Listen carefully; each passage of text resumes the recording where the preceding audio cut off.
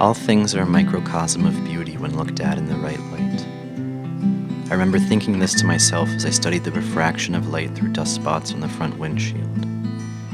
It is freeing to ride passenger in your own car. You can breathe in your surroundings intently without fear of losing control of your vehicle. It feels like a new experience, yet riding in your car is likely one of the most familiar places to you. The outside was a new place to us, somewhere in Virginia. Just far enough south where everyone moves a step slower, and even the cashier at the gas station greets you in a deep-fried, warm welcome. My best friend was home from military leave. He has not seen action and doubts that he ever will. They have him stuck up in the insides of old B-52s in North Dakota, where the temperature is below zero for half of the year and it snows in May. He told me that some kids handle it better than others. Apparently the base has problems with new recruits and depression. Statistics are buried there like the nukes.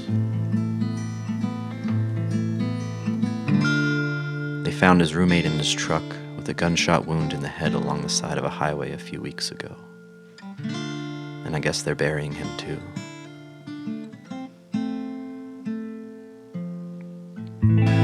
I was told later that the green Ford SUV driving ahead of us in the adjacent lane drifted onto the left shoulder of the highway and then overcorrected. Neither of us saw it.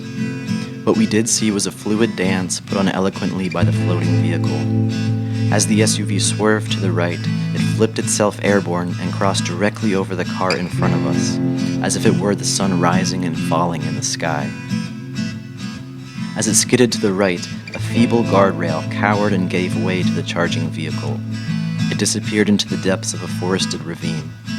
Speechless, my friend applied the brakes and we pulled off onto the shoulder.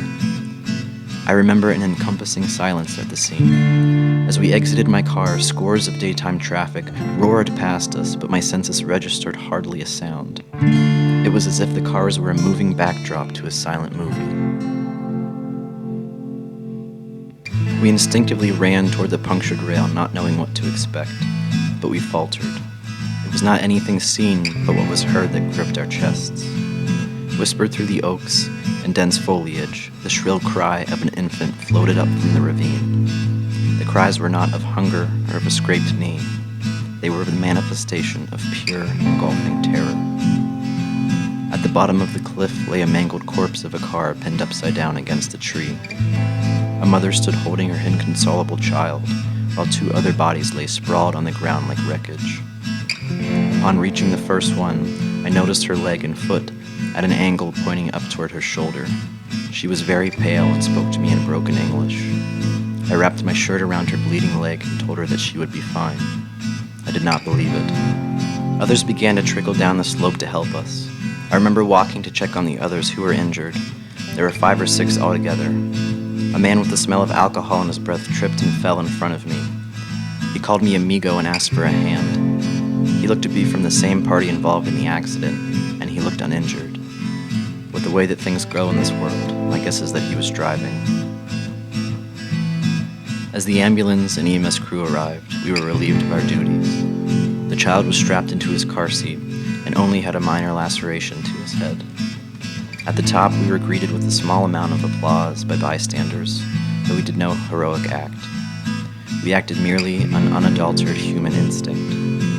On my way to wash the blood from my hands and retrieve a new shirt, I passed by a group of 3 state policemen who were among the first responders.